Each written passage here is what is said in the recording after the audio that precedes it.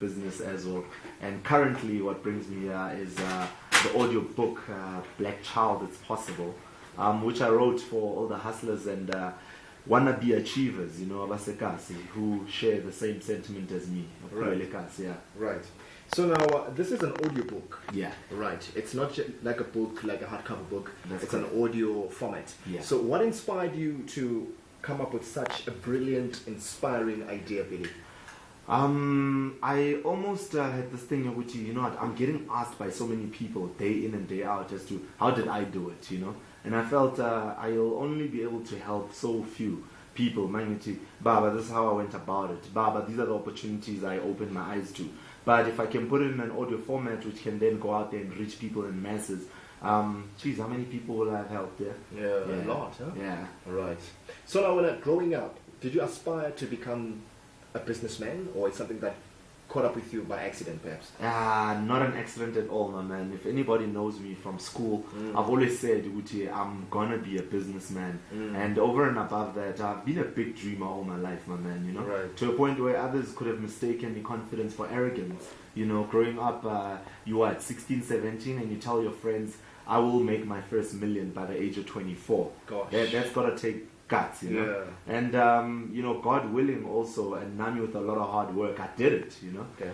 So in short, my man, business is what I've always wanted to do. I've never actually worked for anybody ever in my life. I started my company in my second year at tertiary at the University of Johannesburg. Okay. And immediately when I graduated in 2005, I was already 2 years in business. In business. Yeah. So at that time, your business was booming at the time. That's correct. Right. Yeah. So now, as a young guy, you making it now big. Yeah. So obviously, there are people that you looked up to just before. Who was the guy that you looked up to? What, one day I'd like to be like that guy when I reach that age, or say that is your goal. At this age, I want to be a millionaire or a billionaire, perhaps. Yeah. There's a lot of guys which only cropped up recently, but growing up, I must say, I was under the very strict control of my dad, and my dad grew up through disciplinary measures, upraising. Right. And for me, not necessarily him perhaps making millions, but it was the circumstances he came out of, Right. and still came out to make it here, and he's one of the most well-respected people in the community, yes. currently. Yeah. And I felt, damn, I have to live up to that, if not more. Of course. Yeah. So now, the book is called A Black Child, It's Possible. Yeah. So now, Kuluma, to a black child who is maybe afraid to dream, or man, I can't really achieve this. So in this CD book, what is inside there? Okay. In the book, basically, all I say is that there's inspiration, I grew tired also of going to a number of motivational sessions, where, you fired up for almost 3 minutes, and after that, life is back to normal. Back to normal, yeah. So I felt, there's nothing that's more touching than a story that's inspirational. And I simply tell you the realities of things that I had to go through. Obstacles that I had to face, because I want to reckon, or maybe give over sharp. No. There was a number of things that I had to endure, But in short, the book basically gives you inspiration at its best, where you have a young African child telling you, now now you can go on the international scene, now you can be in demand. Now with the 10 rand you never had in your pocket, you can have plenty of those in the bank, So in short, all I'm saying is that those kind of statements need to go away, Because in short, there are black kids, and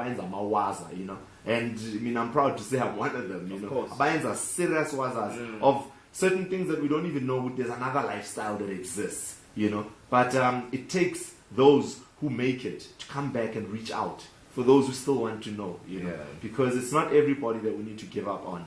Abaning banoku wanna give up on Ikasi, Baning banoguti, shucks, as soon as I've escaped out of the hood, I'm never going back there again, Yeah. And you must sometimes think back when you're in the hood, the biggest obstacle for you was not the fact that big resources, but it was more, there was not someone just on direction, or someone I can just refer to, or someone who can mentor me, And sometimes that's all we need, my man. Right. It's all we need.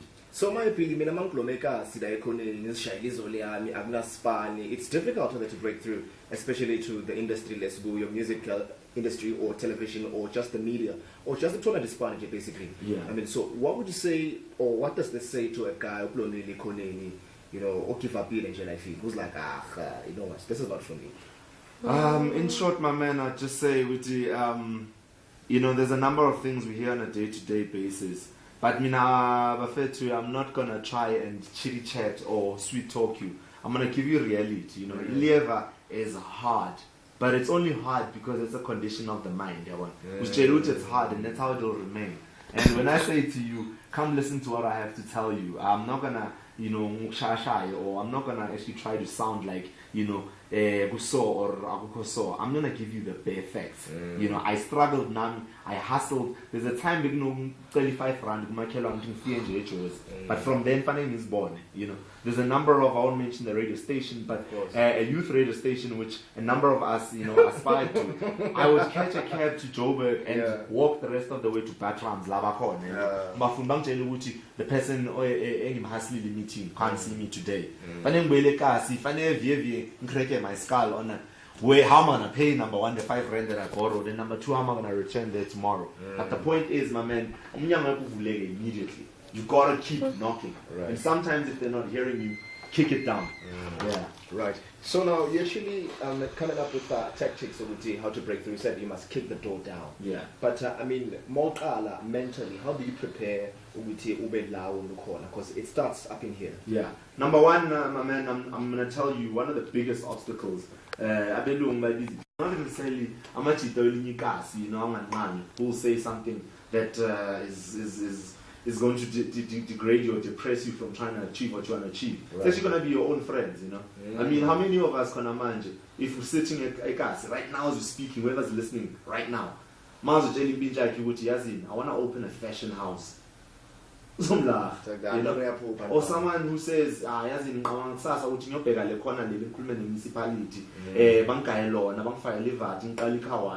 it just sounds so unrealistic. Like, business dropping of that mentality alone is what's killing us.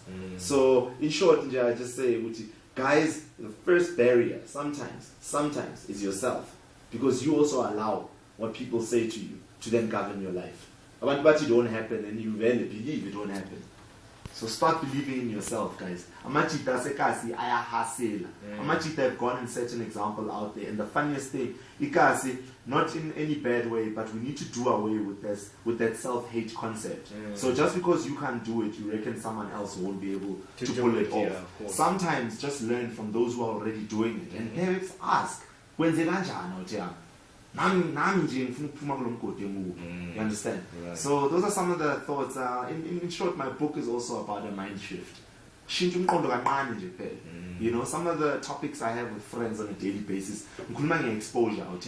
If you have never been exposed to something, you know, and I always say, that's why even with sexual behavior, they'll say abstain. Because if you've never tasted something, you'll never be wanting of it. You understand? But now in my case, I say, if you've never been exposed, for example, how many people have ever been on an aeroplane? Quite a few, huh? You know?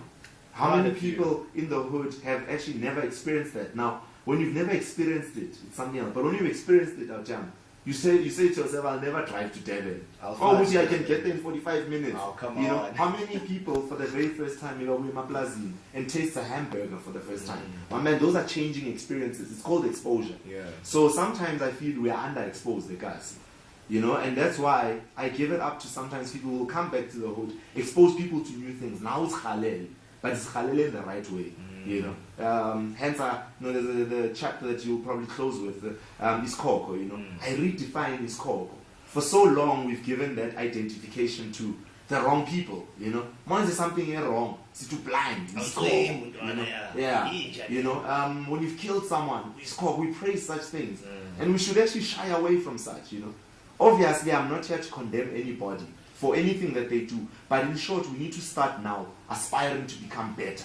aspiring to be those young black billionaires, aspiring to be that guy who owns a shopping complex like us, aspiring to be that guy who finds a soccer team like us that makes it to the PSL. Those stories, we need success. Yeah. Right, so your slogan says, each one, teach one.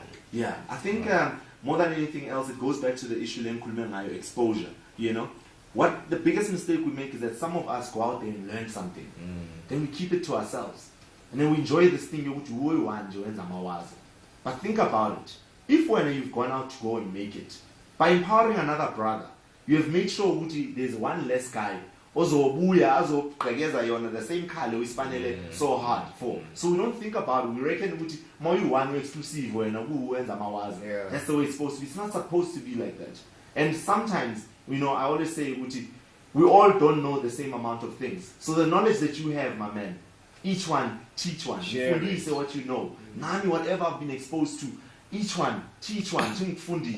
And by so doing, I've taught one person teaches another. Already I've got a string of 10 people whom just from one person that I've taught are now learned.